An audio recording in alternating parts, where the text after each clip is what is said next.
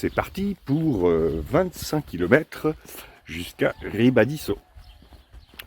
Je me suis levé un petit peu plus tard que d'habitude et le temps est nuageux.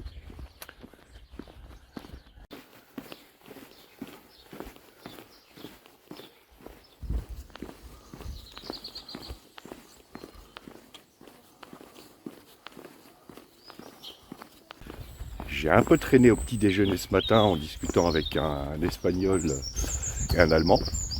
Bon, c'était sympa comme discussion. Et c'est pour ça que je pars un peu plus tard, puisqu'il est 7 heures. Mais au moins il fait jour. Et les coutures de ma chaussure droite sont en train de lâcher. Donc il va falloir que je trouve un moyen de rafistoler ça, au moins pour les amener jusqu'au bout.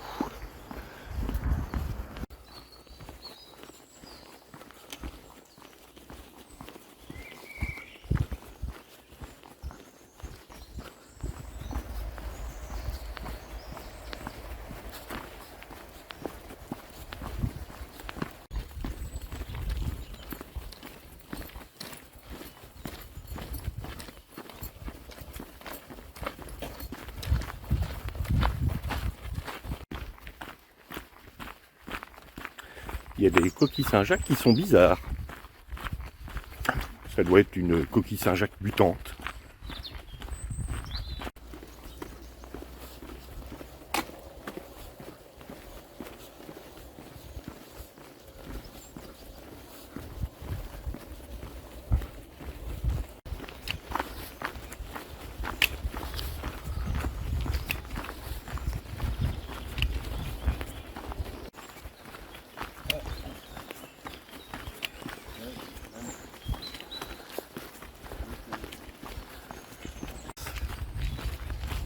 Là, je suis en train de passer une première fournée.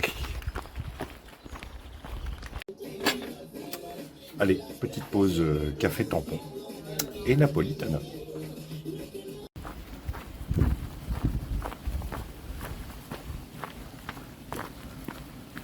Bien, après cette pause café tampon, il est temps de repartir. Alors pourquoi pause tampon? Je vous rappelle que pour les 100 derniers kilomètres, il faut avoir 2 tampons par jour sur sa crédentiale. Du coup, je m'arrête un peu plus tôt que je n'en ai l'habitude pour au moins être débarrassé de cette corvée. Et il me reste 20 km à faire.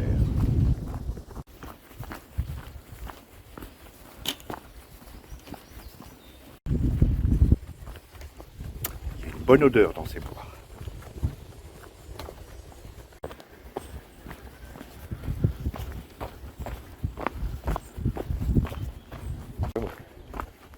J'ai vraiment l'impression de me retrouver dans le Massif central. Jusqu'à l'architecture de cette maison là-bas, avec sa pierre noire et son toit de tuiles.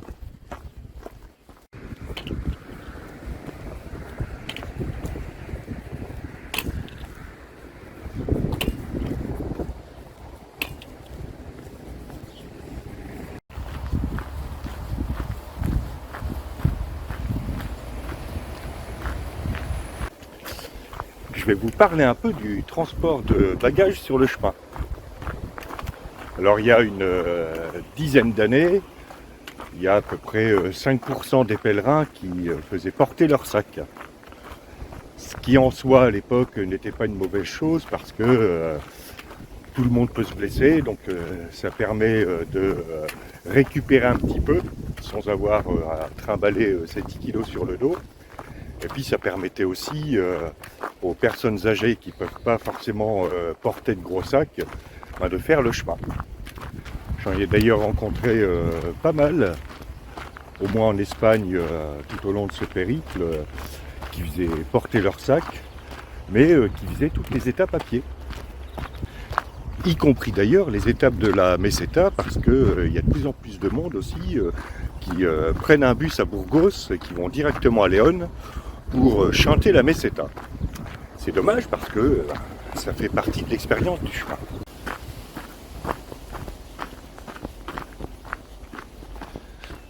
Et puis cette pratique de faire transporter son sac à dos ou de plus en plus maintenant sa valise à roulettes, eh bien, assez étendue.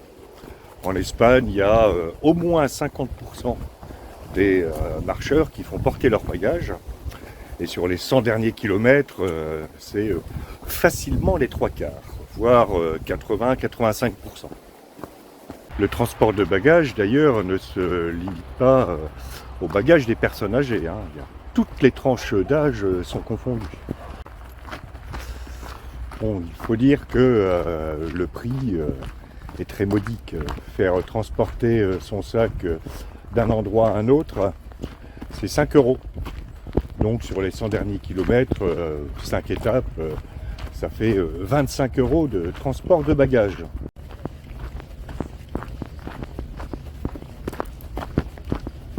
Et en discutant hier soir, j'ai appris que le chiffre d'affaires des transporteurs de bagages et des taxis d'ailleurs, parce que sur les 100 derniers kilomètres, c'est fou le nombre de taxis et de minibus qu'on croise, eh bien le chiffre d'affaires des transporteurs de bagages était au maximum jusqu'à l'avant-dernière étape, avant de chuter brusquement. Quand je dis avant-dernière étape, c'est pour peu que l'avant-dernière étape soit située à moins de 10 km de Saint-Jacques-de-Compostelle, donc à Lavacola ou à Monte di Gozo. Et pourquoi le chiffre d'affaires des transporteurs de bagages chute ? Eh bien quand même, même pour ceux qui ont fait transporter leurs bagages pendant les 90 ou 95 derniers kilomètres, ça a quand même plus d'allure d'arriver sur la place de la cathédrale avec son gros sac à dos. Par contre, pour les valises à roulettes, c'est un peu plus difficile.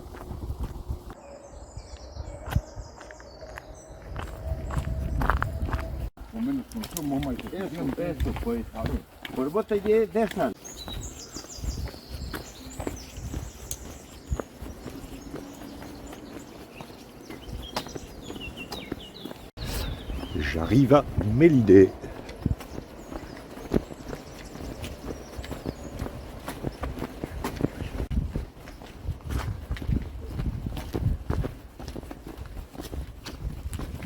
Salut.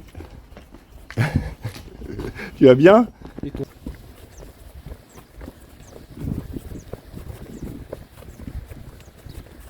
le pèlerin que j'ai rattrapé tout à l'heure, c'est un Français qui est un vieux routier du Camino, puisque ça fait, je crois, 10 fois qu'il fait. Alors, pas le chemin français forcément, il en a fait plusieurs, dont le Camino Primitivo, qui arrive à Melinde. Alors Melide, c'est la ville du poulpe à la galicienne, qui est une recette de cuisine qu'il va falloir que je teste. Mais j'attendrai d'être au bord de la mer pour le faire.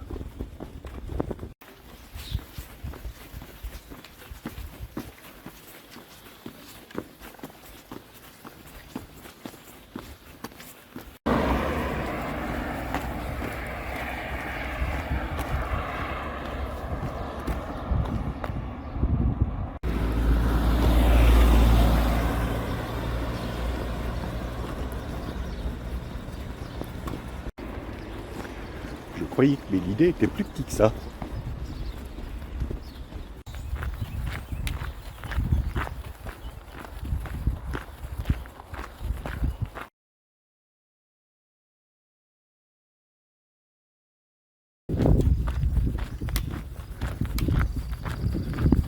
Alors, voyons voir ce que c'est que ça. Donc je vais prendre le chemin principal et pas le complémentaire, même s'il est un peu plus long. Et en plus, je pense que je vais passer au milieu d'un bois d'eucalyptus. C'est donc le moment de faire une minute. Ce serait temps.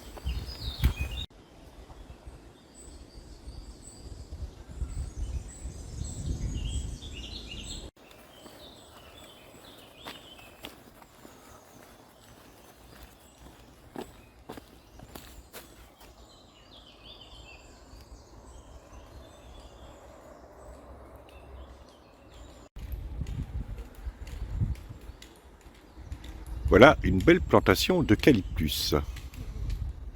Et la variété d'eucalyptus qui s'est le mieux adaptée au climat européen et notamment en Galice et au Portugal, c'est l'Eucalyptus globulus, dont vous avez une feuille ici. Feuille que je suis allé moi-même arracher tout en haut des troncs, ou alors que j'ai trouvé par terre. On compte près de 800 espèces d'eucalyptus. Et l'eucalyptus qui est cultivé dans la région, c'est donc l'Eucalyptus globulus, appelé aussi gommier bleu. Tout le monde connaît les bonbons à l'eucalyptus, mais ça ne veut pas dire pour autant que mâcher des feuilles d'eucalyptus, c'est bon pour la santé. Parce que l'eucalyptus est toxique pour les hommes et les animaux, sauf pour les koalas. Tout simplement parce qu'il libère de l'acide cyanhydrique. Donc, si vous mâchonnez des feuilles d'eucalyptus en croyant sucer un bonbon à l'eucalyptus, c'est peut-être pas forcément une bonne idée. L'eucalyptus, qui est originaire d'Australie, a été introduit en Europe, en Afrique du Nord, mais aussi sur le continent américain, pour deux raisons principales. Il contribue à assécher les marais parce qu'il a de grands besoins en eau, au prix d'une plus faible biodiversité. Et surtout, il a été planté, comme les bois que vous voyez ici, dans la région et au Portugal en particulier, pour la pâte à papier. C'est un arbre qui pousse très vite et donc qui intéresse les industriels de la pâte à papier. Comme je le disais précédemment, la contrepartie, eh bien, c'est que ça tue un peu la biodiversité et que le reboisement est extrêmement difficile après, sans compter qu'il est très sensible aux incendies de forêt. Voilà, c'était la minute arboriculture de cette étape.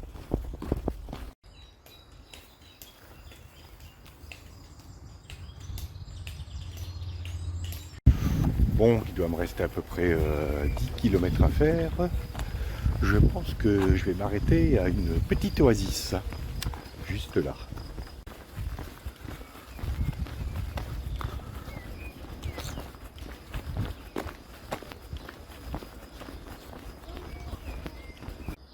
Pause café et biscotto, qui est un gâteau. Pardon.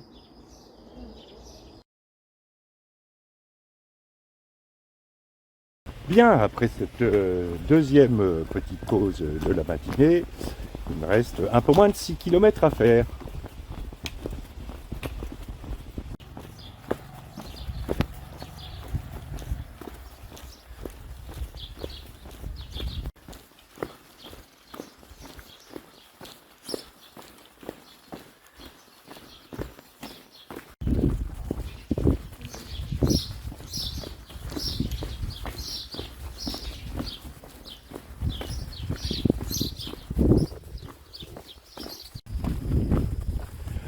Plus j'avance, plus la végétation prend des airs de végétation méditerranéenne. Quand bien même la Méditerranée se situe complètement à l'autre bout de la péninsule.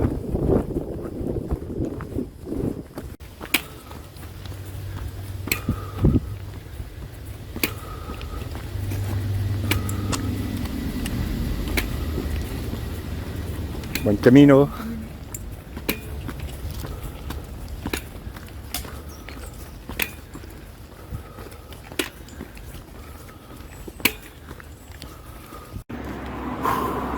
Ça doit être le dernier raidillon de l'étape qui, ma foi, est assez raide. Et surtout qu'il fait chaud. En fait, tout à l'heure, c'était pas le dernier raidillon.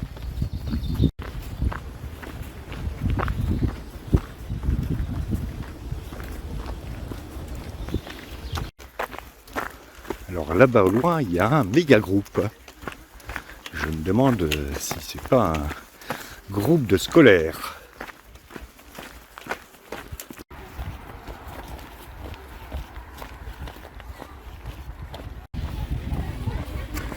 c'était bien un groupe de scolaires qui était très sympa. On m'a souhaité Buen Camino je ne sais combien de fois.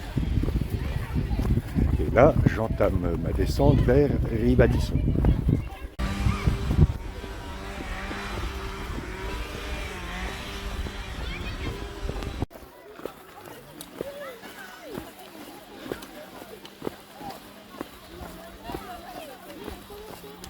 Due non saremmo qua. Ma voluto provare.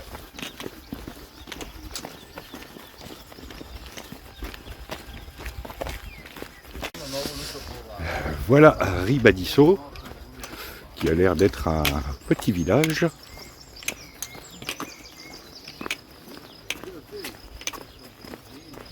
Et mon albergue est juste en face, Los Caminantes.